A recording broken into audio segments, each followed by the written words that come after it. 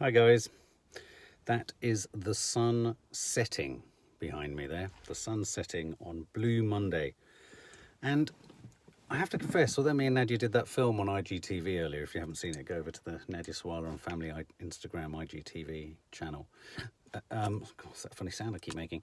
I didn't feel so blue at the top of the day, and normally I find the start of the day the biggest struggle in a day, certainly on a Monday, certainly in January, and certainly 3 weeks in, when, as they rightly say, although it's a corporate creation Blue Monday, they rightly say, it's that period of time. It's 3 weeks into January, isn't it? And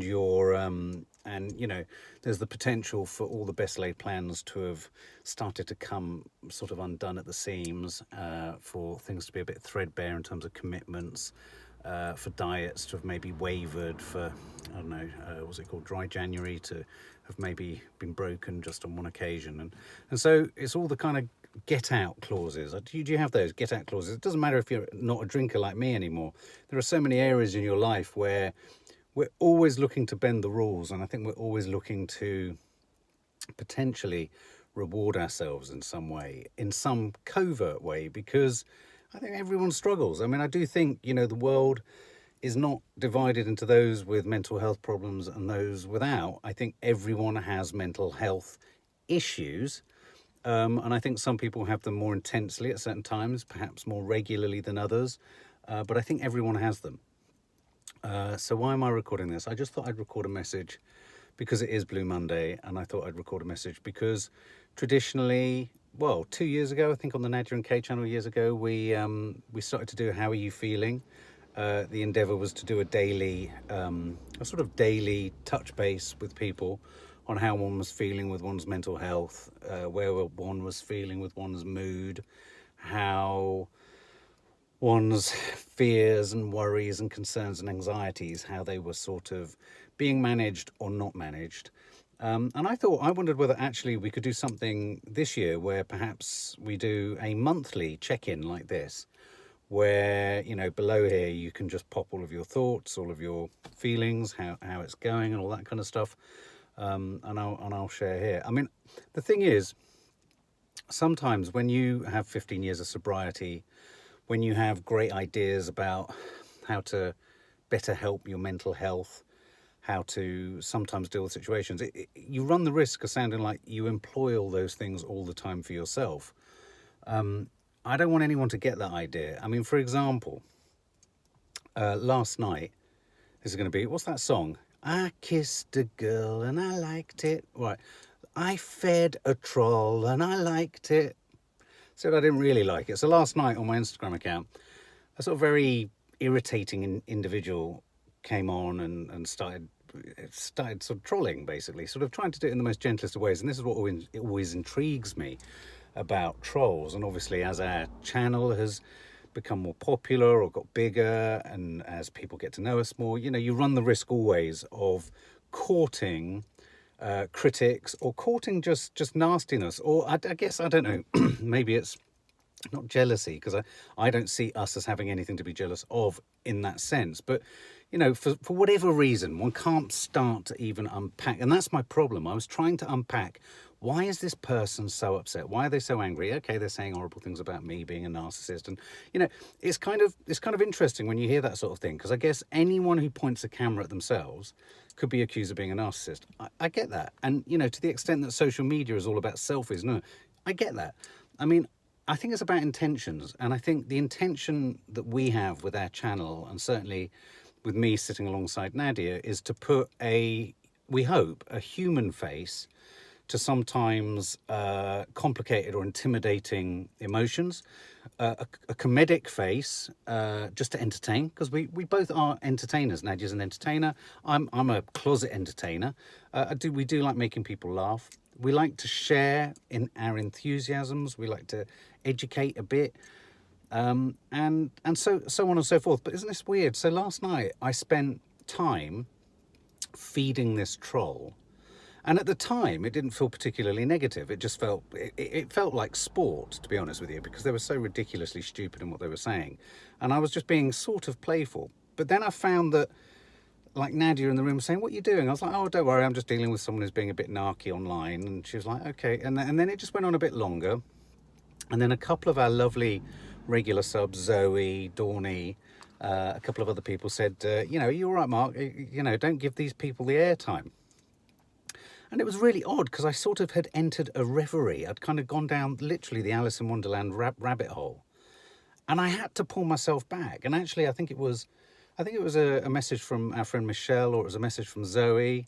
And I thought, whoa, hang on a minute. And I tell you what actually stopped me from feeding this troll was the first moment he or she, or whatever they are, had a swipe at someone who's a regular follower of my Instagram. And that I thought was telling, because for me, I don't really care what happens to me, and I don't really care, though it can hurt. It can absolutely hurt when people say stuff. It can eat away at your own issues and your own sort of vulnerabilities and anxieties and paranoias and all that kind of stuff. But you know what? All those things have been a part of my life. Most of my life I've been paranoid and anxious and all those things. But I can't stand injustice, and I can't stand inaccurate assessments or judgments of both myself but those who I care about. And it made me realise that I really care for the people who come onto, you know, this channel, onto Instagram, what have you. So as soon as they had a swipe at, I can't remember who it was, someone had put something there and they had to go at them, bam, that was it. I just blocked them and we were game over. And then I started to think this morning, I woke up and I felt almost like I had a hangover. I felt dirty, I felt mucky, I felt like I have very little time to spend replying to all of the wonderfully kind and supportive and understanding and funny and informative comments that most people put on all of our various platforms. And there was I, having spent a stupid amount of time whilst some ITV2 show was on, feeding this nonsense to someone who didn't deserve it. And Zoe kindly messaged me saying, "Those who mind don't matter, those who matter don't mind," and never a truer thing. But anyway, so that was what happened last night. So I fed a troll, and at the time I liked it, but after the event I didn't. So why did I feed a troll? Because I was interested, probably fundamentally, in actually going to the most negative place about myself. I wanted to kind of scratch at the scabs, fiddle around with the kind of foundations. I wanted to question the fundamentals, and I wanted to just I wasn't comfortable with being comfortable, so I made myself uncomfortable. And then today, you know, as I say, I woke up this morning, we did a brief thing earlier on, and I just, across the day, just this malaise has kicked in.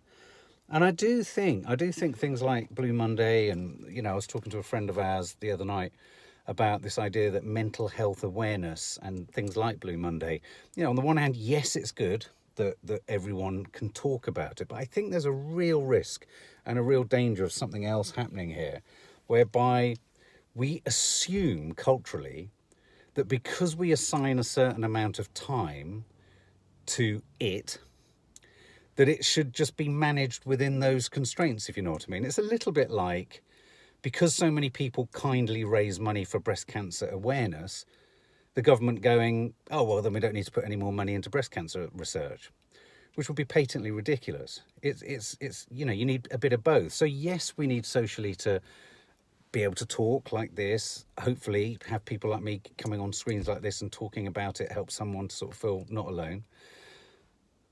But sometimes I also do fear that this sort of over-concentration on these days and these moments creates a little bit of unintentional stress for those of us who are struggling almost all the time on a low-level basis. You know, having a hum or a constant hum of anxiety that hits real peaks.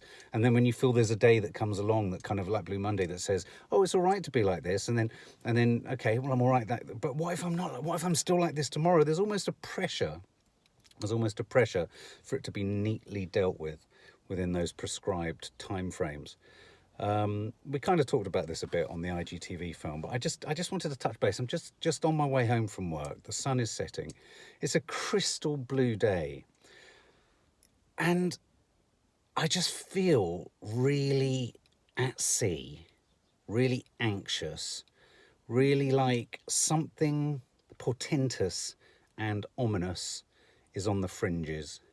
Like I'm trying to convince all those people that are dear to me within my family, and that all those people who are dear to us, who are loyal to us. I'm trying to convince everyone that there's a purpose and there's a reason and there's a way forward.